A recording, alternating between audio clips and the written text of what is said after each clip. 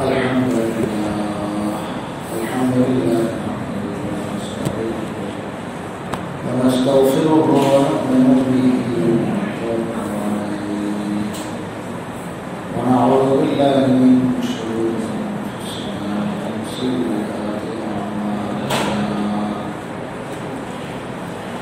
من يهده الله فلا مضل له ومن يضلل فلا هادي له ونشهد أن لا إله إلا الله وحده لا شريك له ونشهد أن سيدنا ومولانا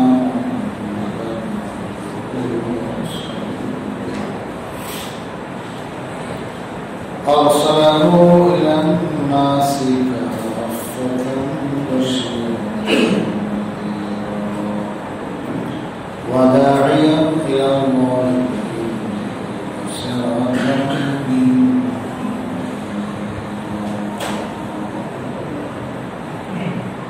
أما بعد فأعوذ بالله من الشيطان الرجيم بسم الله الرحمن الرحيم وتزودوا فإن خير الزاد التقوى واتقون يا أولي الألباب ليس عليكم جناح أن تبتغوا فضلا من ربكم فإذا أفضتم من عرفات فاذكروا الله عند المشعر الحرام واذكروه كما هداكم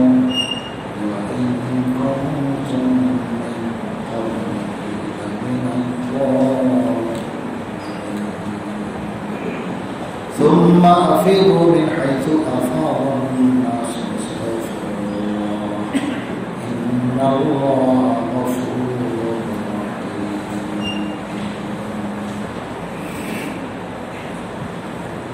صدق الله العظيم وصدق رسوله الكريم ونحن على ذلك لمن الشاهدين والشاكرين والحمد لله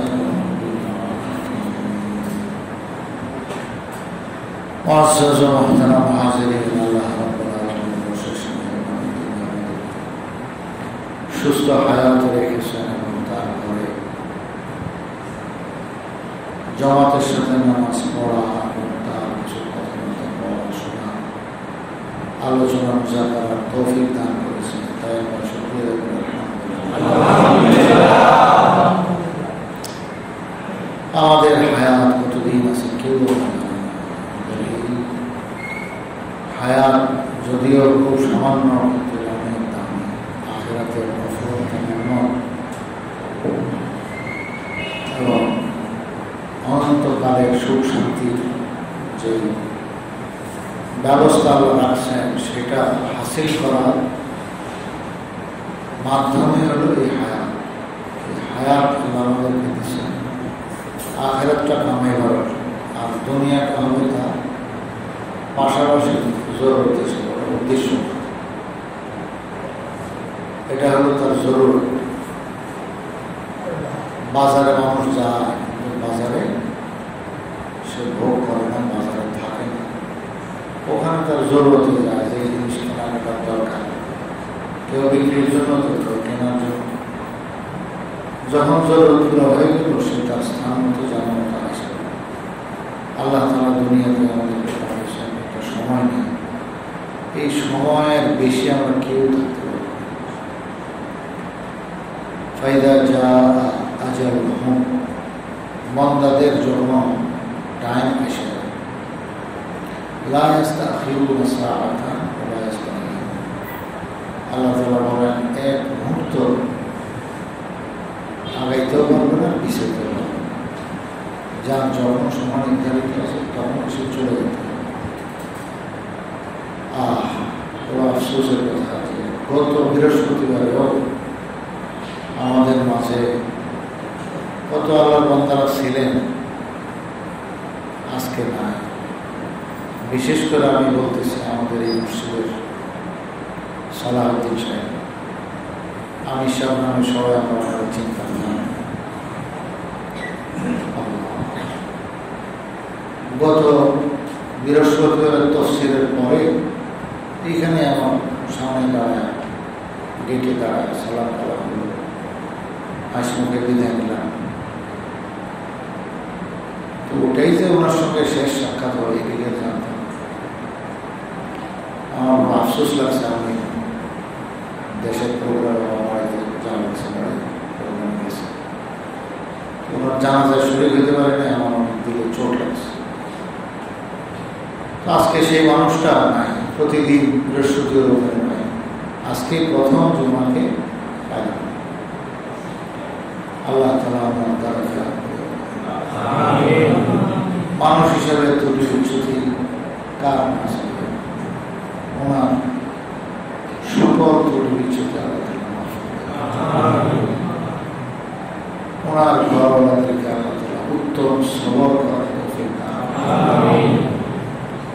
এবং নি'মাল বদল আল্লাহ মিলান, মানে উনি থাকলে যা হইতো ঘরওয়ালাদের জন্য অভিভাবক হিসাবে যেটুকু ওনার তারা উপকার হতো তার চেয়ে 1000 গুণ বেশি আল্লাহ তাআলা দান করেন। আমিন। আল্লাহ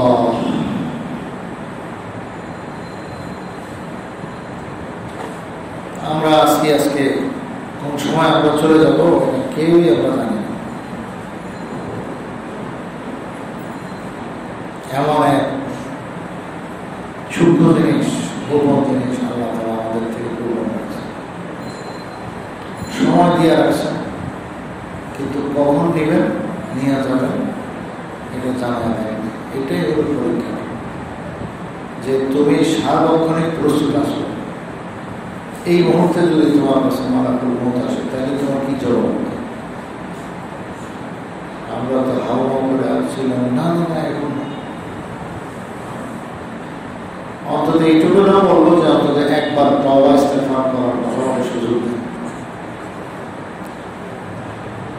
হযরত ওমর ইবনে আব্দুল আজিজ রাহমাতুল্লাহ আলাইহি তিনি খলিফাতুল মুসলিমিন হন, কত বড় পদ পেয়েছেন ইসলামে। খেলাফতের জিম্মাদার হওয়া এত বড় সম্মানের জিনিস ছিল যে এটার চেয়ে তার বড় আরেকটা নেই। খলিফাতুল মুসলিমিন ছিলেন সে আবু বকর সিদ্দিক, খলিফাতুল মুসলিমিন ওমর ইবনে খাত্তাব, খলিফাতুল মুসলিমিন উসমান, খলিফাতুল মুসলিমিন আলী রাদিয়াল্লাহু আনহুম আজমাইন। এনাদেরকে খোলাফায়ে রাশিদিন বলে, হেদায়েতপ্রাপ্ত খলিফা।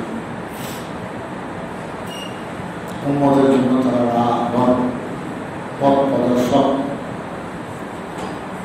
ওনাদেরই মতো একেবারে হুবহু আরেকজন, যিনি যদিও সাহাবী না কিন্তু অসংখ্য সাহাবীদের সোহবত প্রাপ্ত, নাম হলো ওমর ইবনে আব্দুল আজিজ। 99 হিজরিতে তিনি খেলাফতের জিম্মাদারি গ্রহণ করেন, 101 হিজরিতে শাহাদাত বরণ করেন। দুশমনরা বিষ খাওয়ায় ওনাকে শহীদ করে দিয়েছে। দুনিয়াতে রসুলের হাদিস নামে যা কিছু আছে, হাদিস শরীফ, যেটা আমরা পড়ে পড়ার সারা দুনিয়াতে চালু আছে, এই হাদিসের সংকলন হযরত ওমর ইবনে আব্দুল আজিজ রাহমাতুল্লাহ আলাইহি তার এই 2-2.5 বছরের খেলাফতকালে বিশেষ প্ল্যান প্রোগ্রাম নিয়ে রসুলের এই বাণী সমূহের সংরক্ষণের ব্যবস্থা তিনি করেছেন। কত বড় কাজ আল্লাহ আমাদের করেছে। এই আল্লাহর বান্দাকে দুশমনরা বিষ খাওয়ায় শহীদ করে দিয়েছে, খানার সাথে বিষ দিয়েছে। উনি তো জানতেন না, খাইছেন তো শহীদ হয়ে গেছে। উনি তো সেরে গেছেন, কিন্তু দুনিয়াটাকে অন্ধকার করে গেছে। কত বড় গাদ্দার এই সমস্ত লোকরা যারা তাকে জানে কত করেছে। আমার বলার উদ্দেশ্য, এই আল্লাহর বান্দা যেদিন খেলাফতের মসনদে বসছেন, চিঠি লিখছেন তাম গভর্নরদের কাছে, দেখো ঈমান ইসলামের কিছু বিধিবিধান আছে, খালি কালিমা লা ইলাহা ইল্লাল্লাহ মুহাম্মাদুর রাসূলুল্লাহ পড়লেই যথেষ্ট না, এটার হক আদায় করতে হবে। ইন্না লিল ঈমানি হুদুদান ওয়া শারা'i'a ওয়া সুনান। ঈমান ইসলামের কিছু সীমারেখা আছে, কিছু বিধিবিধান আছে, আদেশ নিষেধ আছে, ফরজ ওয়াজিব আছে, সুন্নত আছে। উনি বলেন ফাইন আরিশ ফাসাআতুহু লাকুম, আল্লাহ তাআলা যদি আমাদের বাঁচায় রাখেন, আমি যদি হায়াতে সুস্থতার সাথে থাকি, তো মাত্র খেলাফতের মসনদে বসলাম, ঠিক আছে, আমি গভর্নরগঞ্জ তোমাদের কাছে আমি লিপিবদ্ধ করে এই বিধিবিধান শরীয়তের তোমাদের কাছে পৌঁছাবো, জানাবো, লিখিত পাঠাবো। এরপরের কথাটা আমার উদ্দেশ্য আজকে বলা। দেখেন কি বলছেন উনি, বললেন ওয়াইন আমুত, আর যদি আমি মরে যাই, আল্লাহ যদি আমাকে নিয়ে যান, খেলাফতের মসনদ পায় না, আজকে যদি মারা করবো আমাকে নিয়ে যান, এই চিঠি লিখতেছি, পরে যদি মৃত্যু আসে,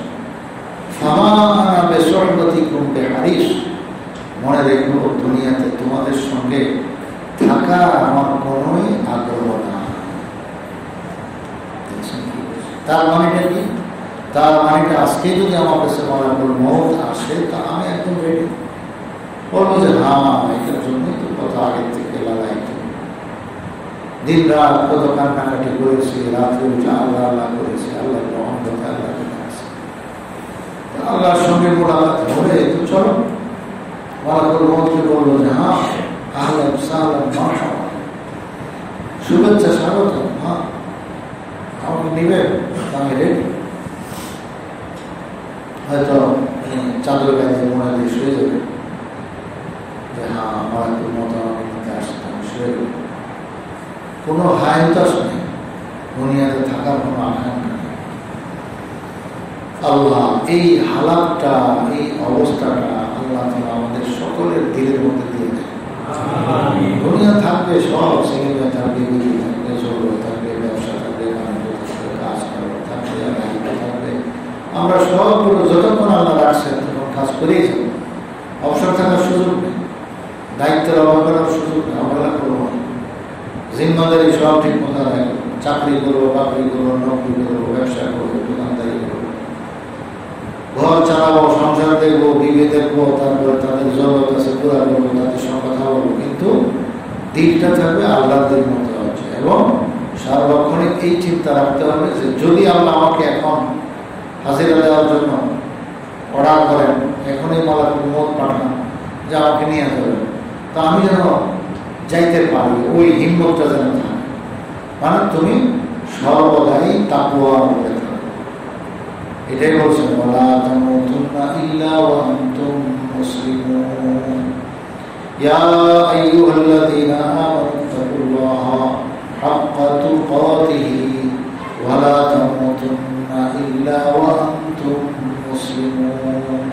হে মুমিনগণ, তোমরা গুনাহ ছাড়ো, আল্লাহকে ভয় করো, গুনাহ ছাড়ো। কিরকম ভয়? যথাযথ, হাক্কা তুকাতিহি, যে পরিমাণ ভয় করার দরকার, যেই পরিমাণ ভয় দিলের ভিতরে ঢুকলে তুমি গুনাহ থেকে বাঁচতে পারো, ওই পরিমাণ গুনাহের থেকে বাঁচো, আল্লাহর ভয়টা ওই পরিমাণ দিলে রাখো। ওয়ালা তামুতুন্না ইল্লা ওয়া আনতুম মুসলিমুন, খবরদার তোমার যেন মৃত্যু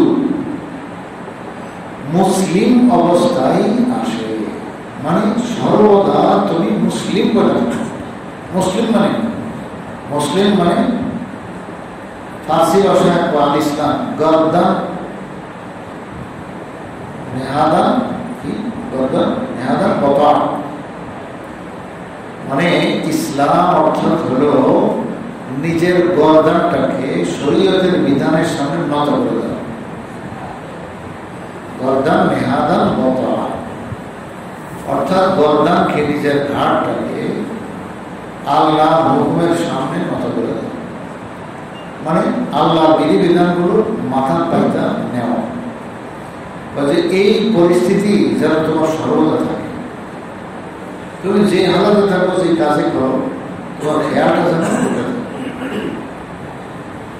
কি বলবো, একটা মিশাল দিচ্ছে, ওই যে আমরা গ্রামে দেখি মেয়ে মানুষরা অনেক দূর দূরান্ত থেকে কলস ধরে পানি নিয়ে আসে, মাটির ঠেলা, চিনে না, মাটির ঠেলা কলস করে, তো সেই এক কলস পানি সেটা নেয়। তো কেউ তো মাজায় লয়, কোমরে লয়, এমনি করবে, আর কেউ ওই ঠেলাটা মাথায় লয়। তা আপনারা গ্রামে দেখছেন কিনা আমি জানি, আমাদের এখানে বহু সুযোগ অনেক দেখছি সচল, মাথায় যেটা নিচে এই কলসটা নিয়ে আসে হাঁটতেছে, আবার গল্প করতেছে, হাসির কথা হাসতেছে, দুঃখের কথা সুখের কথা, ওই দুজন তিনজন কইতেছে আর হাঁটতেছে, কলস হলে কই অথচ ধরে দুটো হাত নিচ্ছে। এরকম আমি নিজে সচক্ষে দেখছি। তো এটা এরকম আপনার ট্রেনিং যে কলস মাথায় আছে, ভরা কলস, সে আরামসে হাঁটতেছে, হাঁটার ব্যালেন্স ঠিক রাখতেছে, শরীরের ব্যালেন্স ঠিক রাখতেছে, কিন্তু ওদিকে কথা বলে গল্প করে। এখন দেখেন এই যে লোকগুলো কলস মাথায় নিয়ে কথা বলতেছে আর হাঁটতেছে, আপনারা বলেন সে কলস থেকে কি বের হবো? একটু কলসটা পড়ে না কেন? পড়ে না এই জন্য যে তার দিলের একটা যোগাযোগ কলসের সাথে সার্বক্ষণিক লাগা আছে। সে যদিও কথা বলতেছে, তার হুঁশ আছে যে আমার মাথায় কলস আছে, ভরা কলস, এটা যদি পড়ে আমিও অ্যাক্সিডেন্ট হবে আমার, হ্যাঁ, আর কলস ভরা করে আমিও পড়লো তো আমার মেহনত বরবাদ হবে। তো সে একটা ছোট্ট কি বলে সূক্ষ্ম খেয়াল এই কলসটার সাথে লাগায় আছে, মন্ডপটার সাথে লাগা আছে। এই জন্য সে যাই করুক, হাসুক, কথা বলুক, এদিক তাকাক ওদিক তাকাক, কলস কিন্তু পড়বে না। ঠিক তাকওয়া এরকম জিনিস যে বন্ধা তুমি তোমার কাম করো, তুমি দুনিয়াদারিতে আসো, ব্যবসা করতে আসো, এই কাজ সেই কাজ সব কাজ নিয়ে থাকো, কিন্তু তোমার দিলটা যেন মোতাবাজ্জে থাকে আল্লাহর প্রতি, আখিরাতের প্রতি। ওটাই বলছেন ওয়ালা তামুতুন্না ইল্লা ওয়া আনতুম মুসলিমুন, যে মুসলিম না হয়ে আপনি মরো না। মানে হলো তোমার শেষ মুহূর্ত পর্যন্ত আল্লাহর ফরমাবরদারি এটা যেন কাঁধে থাকে, যে আমি সর্বদা আল্লাহ পাকের হুকুম এর ভিতরে থাকবো, বাইরে যাব না। আল্লাহু আকবার।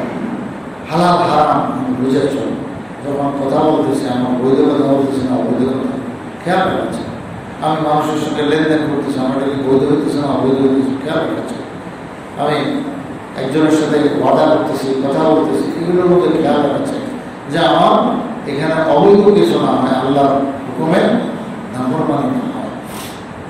প্লাস এই হালতে তুমি থাকতে থাকো, তাইলে কি হবে যে কামা তামুতুন তুবআসুনা ইয়াওমাল কিয়ামাহ, তুমি যে হাল আর অবস্থায় মরবে, মরণ আসবে, মৃত্যু আসবে, ঠিক ওই অবস্থায় তুমি হাসর ময়দানে করবে। এই জন্য কি হয় আল-ইবরাতু বিল খাওয়াতিম, আল্লাহ রাসূল বলেছেন হাদিস, যে মানুষের সর্বশেষটা হলো তার পুরা জিন্দেগির উপরে সিলমোহর। শেষ ভালো যান সব ভালো যান, শেষ খারাপ সবই খারাপ। তাহলে তো কোন সময় তোমার শেষ হবে হায়াত এটা তুমি জানো, তার মানে তুমি সর্বদাই কি থাকো? প্রস্তুত থাকো। ওটাই বলছো, সর্বদাই প্রস্তুত থাকো। যেহেতু এই হায়াতটা কতদিন আছে তোমাকে বলা হবে, শুধু এটাই পরীক্ষা যে তুমি দেখি না যাই নাও প্রস্তুত থাকো। তো যে মন পর্যন্ত শেষ সময় পর্যন্ত প্রস্তুত থাকতে পারবে বুঝবে সে সাকসেসফুল, সে আসলেই সর্বদাই প্রস্তুত থাকবে, থাকার মতো যোগ্য। আল্লাহ, আমাদের এই বয়সে আমরা এসে গেছি, প্রত্যেকের বয়স কম হয়, বিভিন্ন শ্রেণীর মানুষের এখানে আমরা আছি, তার বয়স কম কারো বেশি। তো যার এখনো কম আছে সে ভাইবেন না যে আমি তো মাত্র 20 বছর বয়স আর জিন্দেগি রয়ে গেছে। না, 20 বছর বয়সে বহু লোক মারা গেছে আর মধ্যে আজকে মুহূর্ত পর্যন্ত 20 বছর বয়সের লোক মারা গেছে, যে এদের সংখ্যা কোনো কম নয়। আমার মাত্র 30 বছর, তা মুখে করে লাগা দেয় 30 বছরের বর্ণনা লোক বহু এই পর্যন্ত অতীত হয়ে গেছে। আমার মাত্র 40 বছর, না 40 বছর অনেক হয়ে গেছে। 40 বছর এই বয়সে তো নবীগণ নবুয়ত পায়, আপনি কোনটা পাইছেন? 40 বছর বয়সে মানুষের আকল, বুদ্ধি, আখিরাতের ফিকির এগুলো পাকা হয়ে যায়। যার 40 হয়ে গেছে সে তো আরো বেশি সতর্ক থাকা যায়। হ্যাঁ, চেহেল সালে উমরে আজিজাল গুজাশ মেজাজে তু আযহা লিতিফলি নাদাশ। শেখ সাদি রহমতুল্লাহ কত সুন্দর বলছেন, নিজে লক্ষ্য করে বলেন, ও শেখ সাদি তোমার বয়স তো 40 হয়ে গেছে, তোমার যে অমরে আজিজ, বড় দামি সময়, দামি বয়স, এটা 40 পার হয়ে গেছে। আফসোস, যে নিজেকে বলে আফসোস যে তুমি তোমার মেজাজ, তোমার তবিয়ত, তোমার মানসিকতা আজও তোমার চেঞ্জ হয় নাই, বদলাও নাই। সেই পিচ্ছিকালের যে সচেতন মনোভাব, সেটাই তোমার ভিতরে এখনো কাজ করে। কবে আর তুমি ভালো হবা, নিজেকে নিজে বলতেছে। তো মেজাজে তু আজহালতি ফিলিনাগাস, যে তোমার মেজাজ তবিয়ত এখনো সেই বাচ্চাদের মতো রয়ে গেছে। সেই হেলায় খেলায় তোমার জীবন পার করতেছ।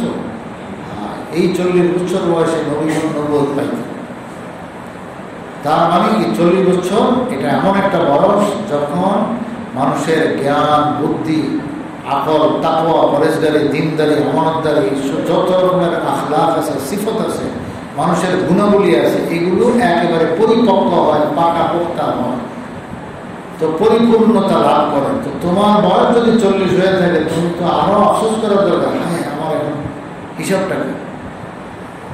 আর যদি 60 হয়ে যায়, তাহলে ওটা কঠিন ব্যাপার। হুজুর সাল্লাল্লাহু আলাইহি ওয়াসাল্লাম মান বালাগা 60 সানাতান ফাকাদ আ'যারাল্লাহু ইলাইহি, যার বয়স 60 হয়ে গেছে, 60 বাস, তাইলে পরকালে আল্লাহর দরবারে তার কোনো ওজর চলবে না, যে আমি সময় পাই নাই, আমি সুযোগ পাই নাই, আমি করতে পারি না, আল্লাহ যদি আবার একটু পাঠাইতেন দুনিয়া, কোনো কথাই চলবে না। ফাকাদ আ'যারাল্লাহু ইলাইহি, আল্লাহ তাআলা তার ওজর একদম পুরো বাদ দিয়ে দিয়েছেন, মানে কোনো ওজর চলবে না, সে কোনো কিছু জবাবদেহি করতে পারবে না, আসামি পুরো হয়ে যাবে। তো যাদের বয়স 60 হয়ে গেছে, তারা আরো বেশি ফিকির করার দরকার, যে এত লম্বা হায়াত পেয়ে গেছে, 63 হয়ে গেছে, চিন্তা করা চাই। হুজুর আকরাম সাল্লাল্লাহু আলাইহি ওয়াসাল্লাম মাত্র 63 বছর হায়াত পেয়েছে। তো ওনার উম্মত আমি আমার 63 বছর কোন কাজে লাগাইছে?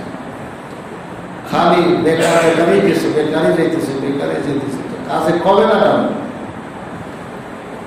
নিজেকে খালি মনে করি না এখনো ছোট, আমি এখনো মাত্র বয়স শুরু হইতেছে, মাত্র আমি বৃদ্ধ হব, ছেলে বিয়ে করাবো, মেয়ে বিয়ে দিব, বুঝাই, এরকম করতে করতে দেখবেন আল্লাহ তাআলা ডাক এসে গেছে। তোমার আর প্রস্তুতি নেওয়া আর হবে না। তো এটা বাদ দাও, বরং সব সময় একদম নিজেকে প্রস্তুত বানায়, আমি আজকেই প্রস্তুত আছি।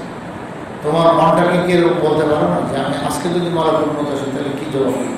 আমার তো চাইতে হবে, তাহলে আমি তওবা তিলা করে নিজেকে ফ্রেশ বানাই লই, আল্লাহর কাছে ইস্তিগফার করলে, অতীত জীবনের জন্য অনুতপ্ত হইলে আল্লাহ তো ক্ষমা করে দিতে পারেন, ক্ষমা করবেন, ওয়াদা আছে। এবং ভবিষ্যৎ আমি ভালো বানাইতে চেষ্টা করি, বা চাইলে ইনশাআল্লাহ আমরা ওই আয়াতের যে আমল বলা হয়েছে যে তোমরা এইরকম মুসলিম না হয়ে মরো না, সেই জিনিসটা আমার ভিতরে আসবে।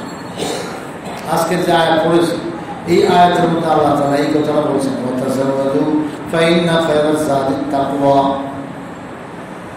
আল্লাহ বলেন যে তোমরা হজে যাইবা, উমরা যাইবা, সফরে যাইবা, তাইলে তোমাদের নিজেদের চলার মতো ব্যবস্থা নিজেরা করে নেবে। তোমার হজে গেলে, উমরা গেলে টাকা লাগবে, পয়সা লাগবে, বিছনাপত্র লাগবে, ব্যাগ লাগবে, আরো কি কি সামানপত্র লাগবে, কাপড় চোপড়, এগুলো সব নিজেরটা নিজের ব্যবস্থা করবে। আরেকজনের মুখাপেক্ষি হয়ে ওখানে যায়ও না, যে ওরা এখন যায় টাকা পয়সা লাগলে দেখি ওখান থেকে কী করা যায়, কাপড় চোপড় লাগলে আচ্ছা দেখি কী করা যায়, দেখি মানে তুমি ওখানে যা আলোচনার কাছে চাইবে, আলোচনা কাছে হাত পারবে। ইয়েমান দেশের কিছু মানুষ এরকমই করতো, বাংলার দরকার হিসেব করবে, নিয়ত করে লাম্বাই করতে করতে মক্কা শুরু হয়েছে, না বিছানাপত্র, না টাকা পয়সা নিয়ে আসছে, না কোনো খাওয়া দাওয়ার ইন্তজাম কিছু আছে, বস আইসা এখন মক্কাবাসীর উপরে বোঝা মানে বোঝা। তো ভাই দূর থেকে আসছিলাম, একটু কি থামা যাবে আপনার ঘরে? এই যে এখন হোটেল ভাড়া কি জন্য করে, এই জন্যই তো যে আপনি কার ঘরে থাকবেন, কার ঘরে উঠবেন, তো হোটেলে আপনি আগে ভাড়া দেন। ওই জামানায় মানুষ এরকম করতো। এখন মক্কাবাসীদের জন্য একটা বিরক্তির কারণ হয়, বেচারাদের উপরে এসে এরা মানে জবরদস্তি মেহমান বলতো। তো এদেরকে জায়গা দাও, এদেরকে খিলাও এবং এদেরকে পিলাও এবং এদের গোসলের ব্যবস্থা করো, এদেরকে কাপড় চোপড় দাও, শীতের মৌসুমে খেতাবাড়ি সবই দাও। এক তামাশা। আল্লাহ তাআলা খবরদার এগুলো ছাড়ো, তোমরা সবাই সামান অবলম্বন। এই সামান এটা দুই রকম, একটা হলো দুনিয়া আর একটা হলো পরকালে। তো দুনিয়ার সামান হলো এখন যেটা বললাম, আর পরকালেরও সামান আছে। সেটা কি? এই নামাজ পরকালের সামান, রোজা পরকালের সামান, হজ পরকালের সামান, হ্যাঁ, যাকাত পরকালের সামান, তো জিকির পরকালের সামান, যত ইবাদত বন্দেগী নিয়ে আমল আছে এগুলো সব পরকালের সামান। ওখানে টাকার কয়েন চলবে না, ওখানে টাকা চলবে না, মুদ্রা চলবে না, সেখানে চলবে না এই সওয়াব। তো তুমি আমল বানায়া আখিরাতের জন্য জমা করো, তাইলে ওখানে তুমি কারো কাছে ঠেকবা না, কারো কাছে নেকি চাইতে হবে না, নেকি ধোয়াও নিজের জন্য। ফাইন্না খায়রাজ যাদি আত-তাকওয়া, তো সর্বোত্তম সামান হলো কি তাকওয়া। যার ভিতরে তাকওয়া আছে সে সবচেয়ে বড় দৌলত পেয়ে গেছে। হুজুর সাল্লাল্লাহু আলাইহি ওয়াসাল্লাম সাহাবায়ে কিরাম অনেক কথা জিজ্ঞেস করছেন। একবার মুআয রাদিয়াল্লাহু আনহুর সঙ্গে ঘটনা ঘটছে, ওনাকে হুজুর সাল্লাল্লাহু আলাইহি ওয়াসাল্লাম ইয়ামান দেশে পাঠাবেন কিছু দ্বীনি কাজ জিম্মাদারি দিয়ে, যাকাত উসুল করার জন্য, যে ওখানকার মুসলমানরা যাকাত যাদের ফরজ হয়েছে তুমি সেগুলো উসুল করে মদিনা শরীফে পাঠাইবা, আরও অনেক দিনের দাওয়াত দিবা, এসে অনেক কিছু জিম্মাদারি নিয়ে পাঠাইছেন। হযরত মুআয রাদিয়াল্লাহু তাআলা আনহুকে রাসূল আগায় দিতেছেন। এটাকে বলে মুশাইআ, মানে মেহমানকে আগায় দেওয়া, কোনো মহব্বতের লোককে আগায় দেওয়া। তো ওনাকে মহব্বত করে এই জিম্মাদারি দিয়ে রাসূল মদিনা থেকে অনেক দূর দূর থেকে রাস্তা বের হয়েছেন। এখন উনি ঘোড়ায় সাওয়ার হয় না, ওঠে সাওয়ার হয় না। হুজুর সাল্লাল্লাহু আলাইহি ওয়াসাল্লাম বলছেন, মুআয দেখো নিয়ম এটা, আমার থেকে শিখো। তুমি এখন সাওয়ারের উপরে উঠো, সে বাহনের উপরে উঠো, আর আমি নিচেই থাকবো। ইয়া রাসূলুল্লাহ, আপনি নিচে হাঁটবেন আমার সঙ্গে সঙ্গে, আর আমি উপরে সাওয়ারের উপরে বসে থাকবো, এই বেয়াদবি গুস্তাখি কেমনে হয়? এটা আমাদের সম্ভব না, এটা আদব না, নিয়ম না, আমার থেকে শিখো। হযরত মুআয রাদিয়াল্লাহু আনহু বলছেন, না তাহলে তো রাসূল থেকে তো আমাদের শিখতে হবে। ঠিক আছে, নিলাম যে সাওয়ারের উপরে উঠলেন, মোটের উপরে উঠলেন, উঠে ওখানে বসা আছেন, আর রাসূল হলো ওনার সঙ্গে সঙ্গে একটু একটু করে হাঁটতেছে। পরে হঠাৎ রাসূল সাল্লাল্লাহু আলাইহি ওয়াসাল্লাম বলছেন, মুআয, মনে হয় তোমার সাথে এইটাই আমার সর্বশেষ দেখা। আহা, গত সপ্তাহ আমি সবাই আমার দেখা এই দরজাটা, আমি কি জানতাম যে মানুষ এই আমার শেষ সাথে। আল্লাহ, অনেক মানুষ আসলে এখন চলে যাবেন, আমরাও চলে যাবো, মাফ চাওয়ার সুযোগ পাওয়া যায়। হঠাৎ চলে গেল, একটু যে বলবো যে একসাথে ছিলাম, চলাফেরা করছে, আচার আচরণ এই বলাটারও সুযোগ থাকে, এমন আল্লাহ পাবে।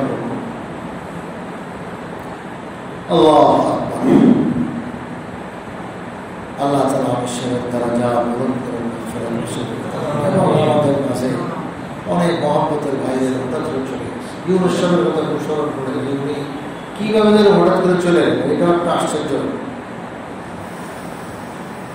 আল্লাহ, এই মানুষগুলো মানে বোঝা যায় না যে কয়দিন আছে। প্রত্যেকে আমাদের একই অবস্থা, একই নৌকার মাঝে। ও কতদিন আমরা থাকবো? আপনার স্বাস্থ্য হিসাবে কি বয়স চিন্তা করলে? হ্যাঁ, স্বাস্থ্য হিসাব দিয়ে বয়স, হায়াতটা সম্পূর্ণ আল্লাহ পাবে। কত সুস্থ মানুষ চলে গেছে, আর কত মরা ধরা মানুষ এই বাঁচতেই আছে, আছে না? 90 বছর হয়ে গেছে, 100 বছর হয়ে গেছে, চলতে গেছে। আর কত সুস্থ মানুষ চলে যেতেছে। তো কাজে আপনার স্বাস্থ্য দেখা যে উনি মনে হয় 30 বছর বাঁচবে, কোনোদিন 30 মিনিটের গ্যারান্টি নেই। তো এই জন্য কে কম সমাজে আমরা চলে যাই কেউ বলতে পারে। আল্লাহ, হযরত মুআয রাদিয়াল্লাহু তাআলা আনহুকে কি হিট লাগায় বলতেছে, এবং কথা বাস্তব। আল্লাহ রাসূল তো রাসূল ওয়াহির মাধ্যমে রাসূল যেটা বলছেন সন্দেহ করে ওটাই বাস্তব। আর এইসব ক্ষেত্রে সুনির্দিষ্টভাবে বলা এটা নিয়ম, আল্লাহ রাসূল এগুলো স্পষ্ট বলেন। তো রাসূল বুঝতে পারছেন ইশারা ইঙ্গিতে, এই জন্য ওনাকে শুধু এইটুকু বলছেন, মুআয, মনে হয় তোমার সঙ্গে আমার এটাই সর্বশেষ দেখা, আর সাক্ষাৎ হবে না। ফাবাকা মুআয জাশা, এই কথা শোনার পর হযরত মুআয রাদিয়াল্লাহু তাআলা একেবারে হাউ হাউ করে চিল্লে কাঁদা শুরু করছে। ইয়া রাসূলুল্লাহ, বলেন কি আপনার সঙ্গে আর সাক্ষাৎ হবে না? হ্যাঁ,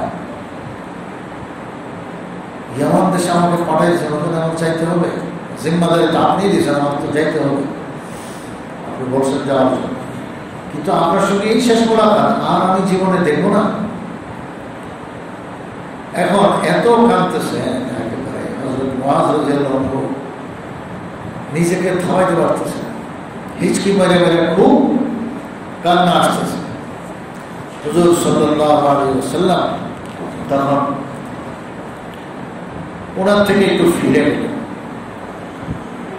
উনি যেদিকে যাইতেছিলেন রসুল একটু একটু করে হাঁটতেছিলেন, এবার উল্টা দিক পিছন দিক রসুল মুখ করলেন। ওই পিছন দিকটা হলো মদিনা মুনাওয়ারা, যেখান থেকে আসছে, আর সামনের দিক হলো ইয়ামান দেশ। তো মদিনার দিকে ফিরে গেছে, এবার উল্টা। মুআযের মুখ হলো ইয়ামানের দিকে, রসুলের মুখ হলো মদিনার দিকে। তো দুইজন দুই দিক। মদিনার দিকে তাকায় পরে বলেন, মুআয দেখো, চিন্তা করো না, তুমি যে কান্নাকাটি করতেছ আমার কাছেও কষ্ট লাগে। তুমি যে চলে যেতেছ, তোমার সঙ্গে আমার মহব্বত, আমার সঙ্গে তোমার মহব্বত, মহব্বত তো একতরফা হয় না। সাহাবায়ে কেরাম তো দিল জানের চেয়ে বেশি রসুলকে ভালোবাসতেন, আর রসুল তাদেরকে অনেক বেশি মায়া মমতা মহব্বত দিয়ে রাখছে। তো সাহাবায়ে কেরামের কিসমত রাদিয়াল্লাহু আনহুম ওয়া রাদু আনহু, আল্লাহ তাদের উপরে সন্তুষ্ট, তারাও আল্লাহর উপরে সন্তুষ্ট। আল্লাহর সঙ্গে রসুল কিন্তু আল্লাহ, রসুলও তাদের উপরে সন্তুষ্ট, তারাও তো রসুলকে পায় আরো আগে সন্তুষ্ট। আল্লাহ। তো সাহাবায়ে কেরাম সবাই ছিলেন এরকম। তো মহব্বত যত বেশি হবে কান্না তত ভাবে ভেঙে পড়ে, মহব্বতের কারণেই কান্নাটা বেশি আসে। যার সঙ্গে যখন মহব্বত, কত মানুষ এরকম পত্রিকা দেখাতে মুখে মারা গেছে, অ্যাক্সিডেন্টে মারা গেছে, এই সেই, ওগুলো মানুষ খবর খালি পড়ে, বুঝলেন? ওই মহব্বত না থাকা এখানে দিলে আসল পড়ে। আর যার সঙ্গে যতখানি মহব্বত, তার দিলে তার অসুস্থতার কথা, মৃত্যুর কথা, এটা কত বেশি আঘাত করে, অনেক বেশি আঘাত করে। হুজুর সাল্লাল্লাহু আলাইহি ওয়াসাল্লামের সঙ্গে কি পরিমাণ মহব্বত। এবার আল্লাহ রাসূল ওনাকে সান্ত্বনা দিয়ে বলতেছেন, মুআয দেখো, কাঁদতেছে তো মহব্বতের কারণে, আর আমার সঙ্গে জুদাই হইতেছে, ফেরাক হইতেছে, বিচ্ছেদ হইতেছে, আমার থেকে তুমি দূরে যাইতেছো, তো আমার মায়া ছেড়ে তো যেতে পারতেছো না, এই জন্য মায়ার কারণে কাঁদো। তো একটা কথা আমার স্মরণে, ইন্না, প্রথম বলছেন আত্তাকওয়া হাউনা ওয়া আশারা ইলা সাদরি, মুআয মনে রেখো, তাকওয়া পরেজগারি, আল্লাহর ভয়, এটা থাকেও এখানে। আল্লাহ রাসূল ইমান বলতে জানিয়েছে উল্টা দিক, কিন্তু এখন রসুলের মদিনার দিকে ফেরা, আর এটা হলো ইয়ামান দিকে ফেরা, দুজন দুই দিকে। কিন্তু রসুল ওই দিকে ফেরার কথা, এটা হলো কৌশল। মানে ওই যে উনি এখন হিচকি মেরে কাঁদতেছে, কান্নারে কন্ট্রোল করতে পারে, আনকন্ট্রোল হয়ে গেছে। তো আল্লাহ রাসূল একটু কৌশল করলেন, একটু মুক্ত দিক ফিরে দেন, একটু অবস্থা পরিবর্তন করছেন, যাতে মুআয নিজের সামাল দিতে পারে। কিন্তু ভাই, রসুলের মহব্বত ওনারা কি পরিমাণ করতে, এটা তো আমাদের ভাষায় ব্যক্ত করতে পারবো না। মুআয যতই কন্ট্রোল করে, ওই কন্ট্রোল কি আর হয়? যা কিছু হলেও রাগও হয়েছে। পরে বলছেন যে মুআয মনে রেখো, তাকওয়া হাউনা, তাকওয়া পরেজগারি, বিষয়টা কিন্তু এইখানে বুকে, আশারা ইলা সাদরি, মানে দিলের মধ্যে থাকে আল্লাহর ভয়। আল্লাহর ভয়টা মুখের কথা না, আল্লাহর ভয়টা কোনো শরীর দিয়ে না, আল্লাহর ভয়টা থাকবে হলো ভিতরে, আর শরীর দিয়ে হবে আমল বের হবে, তার কর্মকাণ্ড এটা প্রমাণ করবে তার ভিতরে আল্লাহর ভয় আছে বা নাই। প্রমাণ হয় তার বাহ্যিকটা দিয়ে, কিন্তু আসলে তাকওয়াটা থাকে হলো অন্তরের ভিতরে, আল্লাহর ভয়টা হলো ভিতরে। এরপর বলছেন মুআয, একটু কথা মনে রেখে, ইন্না আওলান নাসি বি ইয়াউমাল কিয়ামাতি আল মুত্তাকুন মান কানু ওয়া হাইসু কানু। হে মুআয, মনে রেখো, আমার থেকে জুদা হওয়ার কারণে, আমার থেকে জুদাইয়ের কারণে তো তোমার কান্নাটা আসে। তো মনে রেখো, তুমি দূরে থেকেও আমার কাছেই হইতে পারবা, আবার কাছে থেকেও অনেক মানুষ দূরে হয়ে যায়। তো তোমার এখন কোনটা দরকার? দূরে যাইতেছো তো কাজে দূরে থেকেও যেন আমার কাছে থাকতে পারো, নৈকট্য লাভ হয়, এটাই তো দরকার। মুআয মনে মনে কত যে খুশি হয়ে যায়, এই হিকমতটাই তোমার জানা দরকার যে আমি দূরে থেকেও কেমনি রসুলের কাছে হব। পরে রসুল শিখাই দিয়েছেন, দেখো, আমার সবচেয়ে নৈকট্য প্রাপ্ত লোক হলো যারা মুত্তাকি, পরেজগার, যার ভিতরে তাকওয়া আছে, সে হলো আমার সবচেয়ে প্রিয় মানুষ। মান কানু কয় যেই হোক না কেন, যেই বংশের লোক হোক না কেন, যেই বংশের লোক হোক না কেন, যেই হোক না কেন, ওয়াহাইসু কানু পৃথিবীর যেখানেই থাকুক না কেন, তো পৃথিবীর যেখানেই থাকুক না কেন এবং যেই লোক হোক, যেই বয়সের লোক হোক, যেই গোষ্ঠীর লোক হোক, যেই খানদানের হোক, ওটা কিছু আসে না। আসলে হলো সে ইমানদার কিনা, মুসলমান কিনা। আর 2 নম্বরের আমার নৈকট্য প্রাপ্তির জন্য তাকওয়া আছে। বাস যদি আল্লাহর ভয় তাকওয়া তার ভিতরে থাকে, তাইলেই সে আমার সবচেয়ে কাছের মানুষ, সে আসলের ময়দানে। তো তোমার সঙ্গে পরকালে আর দেখা হচ্ছে, বিদায় নিতে সেটাই শেষ দেখা, মানে কি পরকালে দেখা। তো পরকালে তুমি আমার খুব কাছে থাকবো না দূরে থাকবে, এর মাপকাঠি শুধু একটাই, সেটা হলো আল্লাহ পাকের ভয় তাকওয়া। এটা যদি তোমার ভিতরে থাকে, তাহলে তুমি যেথায় থাকো না কেন, ইয়ামানে থেকেও আমার কাছের মানুষ। আর যদি তাকওয়া না থাকে, তো আমার রওজার সঙ্গে বসে থাকলেও সে আমার থেকে হাজার মাইল দূরে, তার মানে আমার কোনো সম্পর্ক নেই। মান কান ওয়াইসু, বাস আসল মাপকাঠি শিখে গেছে। আল্লাহ তাআলা বলেন ইন্না খায়রাজ যাদি আত-তাকওয়া, সর্বোত্তম সম্বল হলো তাকওয়া। এর মধ্যে একটা তো বাহ্যিক, সেটা হলো মানুষের কাছে হাত না পাতা, যে ও ইয়ামানবাসী, তোমরা যে ইয়ামান থেকে যাইতেছো, সে হজ করবো আমরা করবো, বা পৃথিবীর যে কোনো, এটা ইয়ামানবাসীদের প্রেক্ষিতে নাজিল হয়েছে কথাটা, কিন্তু কথাটা সারা বিশ্বের মানব জাতির জন্য, যে তুমি হজে যাইবা, আমরা যাইবা, বা হজ আমরা ছাড়া এমনি কোনো সফরে যাইবা, তাইলে তুমি তোমার ব্যবস্থার মধ্যে সব সামান লয়ে বহন করা যায় না, কিন্তু টাকাটা তো না, তো টাকাটা লইলেও তোমার পকেটে যদি টাকা থাকে, বাস তাহলে তুমি পৃথিবীর যেখানে যাও, তোমার জরুরত তোমার পুরো হবে। তুমি সব কিছু বহন করে বস্তা করে কোনো নিয়ে আনতে হবে না। কি ভাই মরিচ আনা তুমি কয় মূল্যে আনবা, ডাইল ভাত লয়ে গিয়ে জায়গা করতে পারবো না।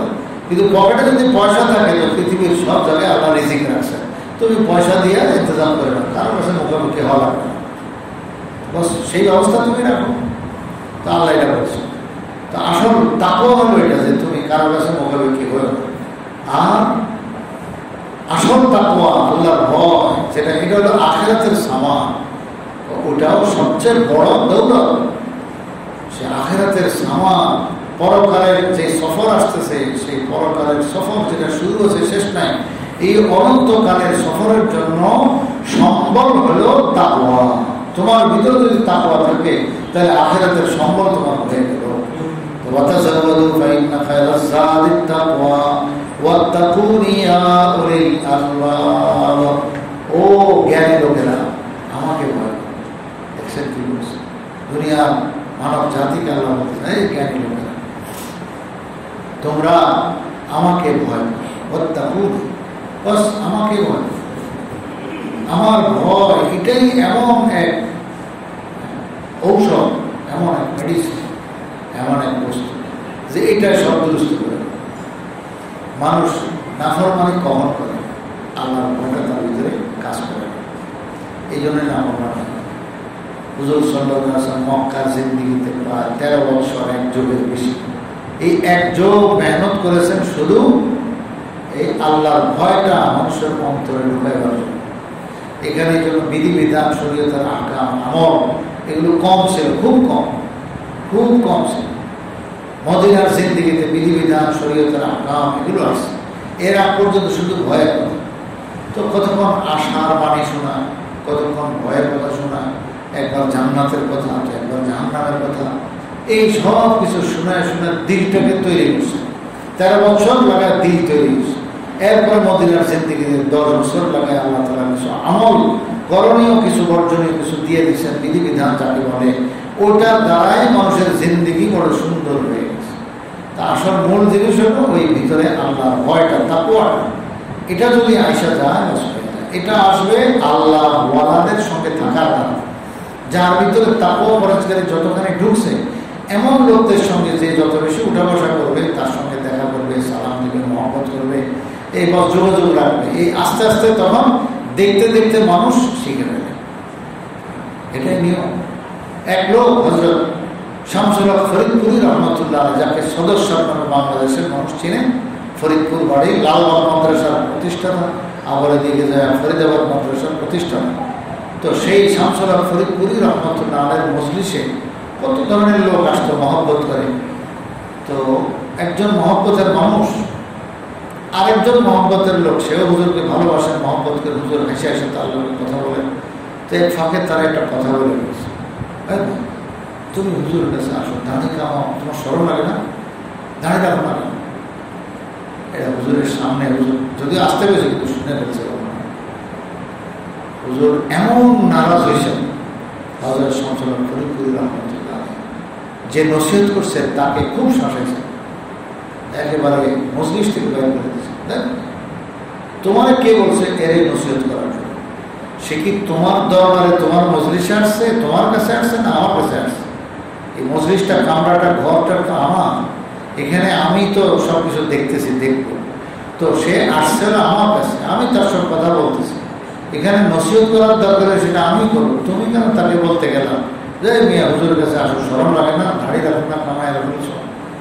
এই সব কথা বলতে বলতে পরে হুজুর এমন ধমক দিয়ে তারা বলছেন, মিয়া তুমি হেরে নসিহত করো। আরে এর গালে এখন দাঁড়িয়ে নাই, যদিও একদম ক্লিন সে, কিন্তু এর দাঁড়িয়ে আমি এরকম এত বড় বড় দাঁড়িয়ে দেখতেছি তার গালে ঝুলতেছে, তবে সেটা এখন চামড়ার ভিতরে, কিছুদিন পরে বের হবে। কি বুঝাইছেন বলেন তো? মানে সে এই যে আমি শামসুল হক ফরিদপুরির লোকে মহব্বত লাগাই রাখছে, সেই যে আসে সালাম কালাম দেয়, এই এতেই কিন্তু আস্তে আস্তে লাইনটা ধরবে। লাইন কিন্তু এটাই, মানুষ হঠাৎ করে বুঝে বলতে পারে এটা সম্ভব না। আল্লাহ তাআলা এই নিজাম সিস্টেম বানান, সিস্টেমই হলো যে তুমি মুত্তাকি পরেশগার দিয়ে আছে, যে নেককার মানুষ, ভালো মানুষ, হ্যাঁ, যার গুনাহ সবচেয়ে কম হয়, ভালো মানুষ, দ্বীনদারি, আমানতদারি, তাকওয়া নিয়ে থাকার চেষ্টা করে, এর লগে তুমি যোগাযোগ করো, এর সঙ্গে উঠা বসা করো। করতে করতে এক সময় দেখবে তোমার অজান্তেই তার অনেক ভালো গুণগুলো তোমার ভিতরে আসতে শুরু করছে। তো আজকে তুমি দাঁড়িয়ে কমাইতেছো, এই সঙ্গে মহব্বত রাখলে একসঙ্গে তুমি বড় লাগবে না, সে বলতে হবে না, শামসুল হক ফরিদপুরি তাকে দমন দেওয়া লাগবে না, ও অটোমেটিক সে দাঁড়িয়ে রেখে। এইগুলো মানুষ দেখতে দেখতেই শিখে। হুজুর সাল্লাল্লাহু আলাইহি ওয়াসাল্লাম কত হিকমতের সাথে সাহাবায়ে কেরামকে মানুষ বানায় দিচ্ছে। মুজাদ্দিদ আল হিসানি রহমতুল্লাহ আলাইহির একটা কথা ওনার সম্পর্কে, যে সেই গোয়ালিয়ার, ভারতের গোয়ালিয়ার এক কিল্লা আছে, কিল্লায় গোয়ালিয়ার জানান। তো গোয়ালিয়ার কিল্লাতে ওনাকে বাদশাহ জাহাঙ্গীর বন্দি করছে। অপরাধ কি ছিল? সেলুট দেয়। চিন্তা, বাদশাহ আমাকে খবর দিয়েছেন, কত বড় আলেম দিন ছিল মুজাদ্দিদ আল হিসানি রহমতুল্লাহ। রাজা বাদশাহ হয়েছে কি, শরীর বিরোধী কাজ করা যাবে। তো বাদশার কাছে যাওয়ার নিয়ম ছিল যে একবারে তার কাছে এরকম নত করতে হবে। তো বাদশাহ জাহাঙ্গীর যদিও বহু বড় সম্রাট, বহু ঠিক আছে, থাক এক সম্রাট দিলে হযরত গেছেন, মাথা উঁচু করে বলছেন, মুসলমান আসসালামু আলাইকুম। বাদশার এটা খুব প্রেস্টিজে লাগছে, সবাই আমরা এসে মাথা নত করে সেই সেলুট দেয়, এ দিল না, এই ঘরে পুলিশ টুলিশ খবর দিয়ে যাও, ধর অ্যারেস্ট করে ফেলে। সাথে সাথে যখন হ্যান্ডকাপ লাগাইছে তখন উনি একটা ছোট্ট ফাঁসি কথা বলছে, আলহামদুলিল্লাহ বমুসিবতে গ্রেফতারাম না বমাসিয়তে। কি কথাটা বলছে, আল্লাহ পাকের শুকরিয়া, আলহামদুলিল্লাহ আমাকে বাদশাহ যে অ্যারেস্ট করতেছে, দেখেন আলহামদুলিল্লাহ বলেছে, আলহামদুলিল্লাহ আমি কোনো অন্যায় করি নাই, গুনাহ করি নাই, গুনাহের কারণে কোনো গ্রেফতার হই নাই, গ্রেফতার হয়েছে মুসিবতের কারণে। এটা আমার মুসিবত আসছে আমার উপরে, বাদশাহ আমার উপরে বিপদ ঘটাইছে, এটার জন্য জবাবদেহি সে করতে হবে আল্লাহর দরবারে। কিন্তু আমি আল্লাহ পাকের কাছে বড় শুকরিয়া আদায় করি যে আমি কোনো বিপদ করি নাই, মানে আমার কোনো নাফরমানি হয় নাই, গুনাহ খাতা হয় নাই। আমি যদি চুরি করতাম, জিনা করতাম, আমি যদি কোনো বদমাইশি করতাম আর ধরা খাইতাম, কিভাবে? তাহলে তো মাসিয়তার নাফরমানের কারণে ধরা খাইতাম। আর এখন যে ধরা খাইছে এটা কোনো মাসিয়তের কারণে, এটা মুসিবত। মাসিয়ত মানে গুনাহ, মুসিবত মানে তো বিপদ। এটা সরকার আমার উপরে চাপ সৃষ্টি করছে, সে এটা জুলুম করতেছে, তার জুলুমের জবাব সেই পান।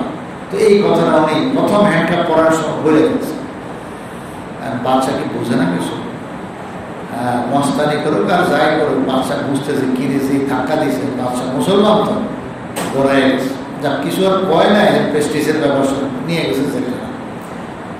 আল্লাহ, ও মা, ইয়েতে একটা প্রবাদ আছে, ঢেকি স্বর্গে গেল ভাড়া মানে। আপনার এই প্রবাদটা জানেন কিনা জানি না, ঢেকি ছিলেন না, এক জমানায় মেশিন ছিল না, তখন ধান থেকে চাউল ঢেকির সাহায্যে বের করতো। গ্রাম দেশে এগুলো ঢেকি, এখন তো এগুলো জাদুঘরে যায়, তখন না আরো ডিজিটাল যুগ। তো এগুলো জাদুঘরে ঢুকছে, অত সেই ঢেকিতে কত ভর দিয়েছি আমি নিজে, আমার মায়ের সাথে, ফুফুর সাথে, দাদির সাথে। তো এই সিস্টেমে ছিল এরকম। তখন তো আমাদের ছোটবেলা তার মেশিন ছিল না, এখন না মেশিন আইসা একেবারে বাস সব এগুলো জাদুঘরে ঢুকছে। কয় ঢেকি যদি স্বর্গেও যায় তো কি করে পারবে। তো হযরত মুজাদ্দিদ আল-ফিসানি রাহিমাহুল্লাহ এত বড় আলেম দ্বীন, তাকে গ্রেফতার করে বাদশাহ জেলখানা পাঠিয়ে দিয়েছে। জেলখানা যাওয়ার পর তিনি কাজে আসেন, যাই দেখেছে সুবহানাল্লাহ অনেক মানুষ বিভিন্ন পদে, কেউ একেবারে ইবলিস ছিল, মানে এলাকার সবচেয়ে বড় শয়তান মস্তান, ও ধরা খেয়ে এখানে আসে আসে তো জেলখানায় আসে। আবার ওনার মধ্যে এরকম কেউ আছে ভালো মানুষ, কিন্তু আসলে বাদশাহ মাসিয়াতের কারণে ধরে নাই, গুনাহের কারণে না, কি মুসিবত, তারপরে প্রেশার দিছে কোনো কারণে। তো সব ধরনের লোক আছে। তো হযরত কি করলেন, বাস কাজের একটা ক্ষেত্র পায় গেছে, অবসর নেই, এদেরকে দিন রাত কোরআন সুন্নাহর কথা শোনানো শুরু করলেন। হযরত মুজাদ্দিদ আল-ফিসানি শেখ আহমদ সিরহিন্দি রাহমাতুল্লাহ এত বয়ান শুরু করলেন, এই বয়ানের এত তাসির হলো যে অল্প কিছুদিনের মধ্যে পুরা জেলখানার রূপ বদলায়। সব মানে মুত্তাকি পরেজগার হওয়া শুরু হয়েছে। বড় মানুষ পেয়ে গেছে, মুত্তাকি পরেজগার, আল্লাহ কথা খাঁটি, তার কথায়, তার কাজে, তার সর্বতে, তার দেখে দেখে মস্তার কিসিমের লোকগুলো সব ভালো হয়ে গেছে। আর কত হিন্দু অমুসলিম কাফের এরা আমার হাতে ইসলাম গ্রহণ শুরু করছে। কিছুদিন পরে বাচ্চা একটু স্মরণ করলো, তো রিপোর্টারে যে আটকাইলাম, তো রিপোর্টার একজন পাঠাইছে একটু খবর নিয়ে আসলো কি অবস্থা আছে। তো রিপোর্টার আছে, খুব সুন্দর একটা রিপোর্ট দিচ্ছে, ইতিহাস সাক্ষী, ইতিহাস এমন বাতাসের মধ্যে সব ঘুরে ঘুরে কাগজের পাতায় যারা লেখে তো লেখে। তো আল্লাহর কাছে তো ইতিহাস সব জমতে থাকে, লিপিবদ্ধ হইতে থাকে এই আবহাওয়ার মধ্যে, বাতাসের মধ্যে। তো এখন রিপোর্টার এসে বলতেছে, স্যার জাহাঙ্গীর, বাদশাহ জাহাঙ্গীরকে বলতেছে, ওই হুজুর সেই শেখ আহমদ, আহমদের নাম শেখ আহমদ সিরহিন্দি, যাকে আমরা চিনি মুজাদ্দিদ আল-ফিসানি নামে। তো তার কি অবস্থা, জাহাঙ্গীর কি বলবো, একটা কথা, বাস্তব কথা যেটা দেখে আসলাম, জেলখানার মধ্যে যেই অমানুষগুলো ছিল, মানুষ নাই, এই অমানুষগুলোকে তিনি অল্প কয়েকদিনে মানুষ বানায় ফেলছে। আর যেগুলো আগের থেকে মোটামুটি মানুষ ছিল ওগুলোকে তো ফেরেশতা বানায় ফেলছে। অমানুষগুলোকে মানুষ বানায় ফেলছে, আর যেগুলো মোটামুটি আগে মানুষ ছিল, অনেক ত্রুটি কিছু থাকে মানুষের, যে ধরা খাইছে, জেলে আসছে, যে মানুষ নামে যেগুলো ছিল এগুলো কি বানায় ফেলছে, ফেরেশতা।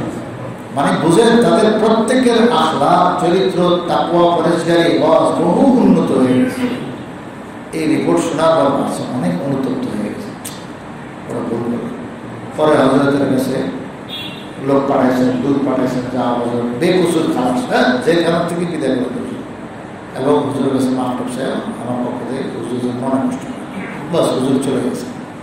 এই হলো গোয়ালিয়া কিল্লার কাহিনী।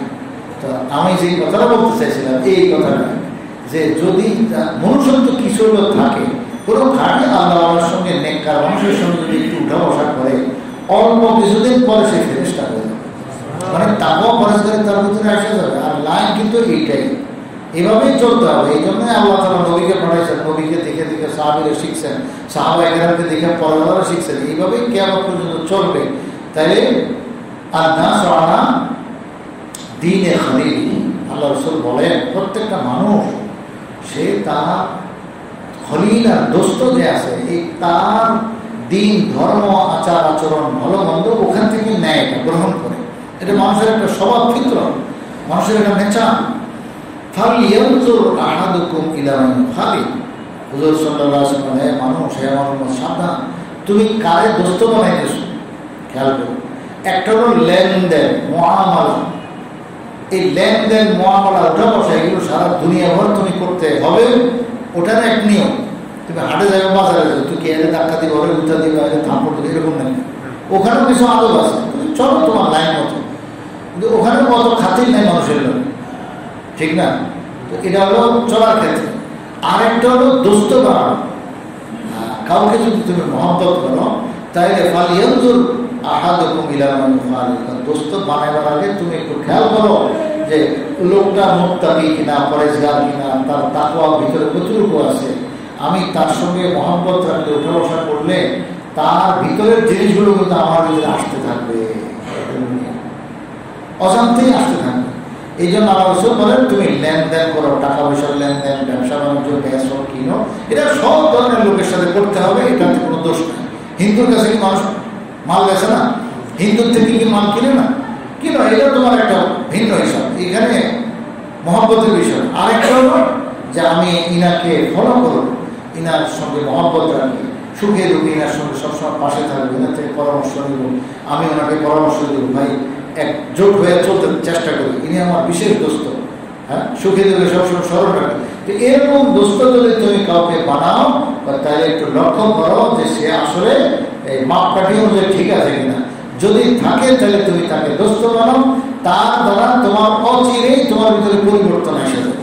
ওই যে হযরত শামসুল হক ফরিদপুরি রাহিমাহুল্লাহ বলছেন যে সে যে আমার সঙ্গে মহব্বত সৃষ্টি করছে আর আসা যাওয়া করে মজলিসে, তার গালে যদি এখন একদম ক্লিন শেপ দাঁড়িয়ে নাই, কিন্তু আমি গালে দাঁড়িয়ে দেখতেছি বড় বড়, মানে এটা গালের চামড়ার ভিতরে আছে, আর কয়েকদিন পরেই বের হবে, বড় হবে, বুঝলেন?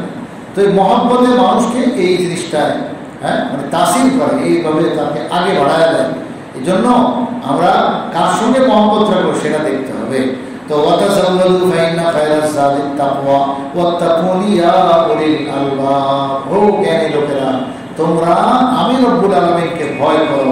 আর আমাকে ভয় করার পদ্ধতি হলো যারা মুত্তাকি আছেন, পরেজগার আছেন, সব সময় থাকবে এরকম ভালো মানুষের সঙ্গে তুমি উঠা বসা করো, তাইলে দেখবা তুমিও তার মতো হয়ে যাবে। কুনু মা'আস সাদিকিন, আল্লাহ তাআলা বলছেন, মানে তোমরা এরকম নেককার মানুষের সঙ্গে উঠা বসা করো। কেন? এটা অর্থ হলো খালিদুহুম লিতাকুনু মিসলাহুম।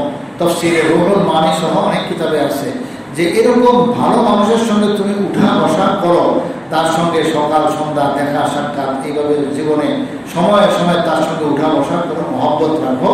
কি হবে? লিতাকুনু মিসলাহুম, তাইলে তোমরাও ঠিক তাদের মতো অবিকল হয়ে যাবে। তো এটাই আসল বিষয়। আল্লাহ তাআলা আমাদের সকলকে আসল যে তাকওয়া সেটা অর্জন করার তৌফিক দান করুন, এবং আমাদের যেটুকু হায়াত আছে সেটাকে আমরা খুব কাজে লাগাবার তৌফিক দান করুন। আলহামদুলিল্লাহি রাব্বিল আলামিন, ওয়াসসালাতু ওয়াসসালামু আলা সাইয়্যিদিল আমবিয়া ওয়াল মুরসালিন ওয়া আলা আলিহি ওয়া আসহাবিহি আজমাইন। আল্লাহুম্মা লা উকসিমু আলাইকা আনতা কামা আসনাইতা আলা নাফসিকা مولاي صل وسلم دائما ابدا على حبيبك خير الخلق كلهم، هو الحبيب الذي ترجى شفاعته لكل هول من الاهوال مقتحم. ربنا ظلمنا انفسنا وان لم تغفر لنا وترحمنا لنكونن من الخاسرين. ربنا لا تزغ قلوبنا بعد إذ هديتنا وهب لنا من لدنك رحمة إنك أنت الوهاب. يا الله يا أرحم الراحمين يا أكرم الأكرمين يا رب العالمين. আল্লাহ আমাদের দয়া করে সমস্ত গুনাহ মাফ করুন। আল্লাহ আমাদের সবাইকে তাকওয়া নসিব করুন, ইসলামী নসিব করুন, গুনাহ ছাড়া তৌফিক দান করুন, সমস্ত গুনাহ থেকে আমাদেরকে পবিত্র করুন। আল্লাহ আমরা জানি না আমাদের জীবন কতদিন থাকবে। আল্লাহ আমাদের এই বাকি জীবন প্রত্যেকটা মুহূর্ত যেন আপনাদের কাছে করতে পারি। আল্লাহ ইলতু বিল খাওয়াতিম, আপনার রাসূল শেষ ভালো যা সব ভালো থাকবে। আল্লাহ দয়া করে আমাদের জীবনের শেষ মুহূর্তগুলো সবচেয়ে বেশি আল্লাহ বরকতময় বানিয়ে দিন। আল্লাহ আপনি আমাদেরকে কবুল মঞ্জুর করুন। আল্লাহ আমাদের মাঝে সালাউদ্দিন সাহেব ইনশাআল্লাহ গত বৃহস্পতিবার ছিলেন, আল্লাহ তাফসীরের মজলিসে ছিলেন, দোয়া মুনাজাতে শরীক ছিলেন, আমাদের সঙ্গে ছিলেন। আজকে এক সপ্তাহ হয়ে গেল আমরা তিনি কবরের পাশে হয়ে গেছেন। আল্লাহ তার মাগফিরাত নসিব করুন, আল্লাহ আপনি তার মাগফিরাত নসিব করুন, আল্লাহ আপনার মাগফিরাত নসিব করুন, আল্লাহ আপনার দরজাত বুলন্দ করুন, আল্লাহ আপনার দরজাত বুলন্দ করুন। আল্লাহ আপনি তাকে অর্ডার নিয়ে গেছেন, আমরা মাফ চাইতে পারিনি, তার কাছে ক্ষমা চাইতে পারি। আল্লাহ আপনি দয়া করে আমাদেরকে ক্ষমা করে দেন, তাকেও ক্ষমা করে দেন। আল্লাহ আমাদের সবাইকে ক্ষমা করে দেন। আল্লাহ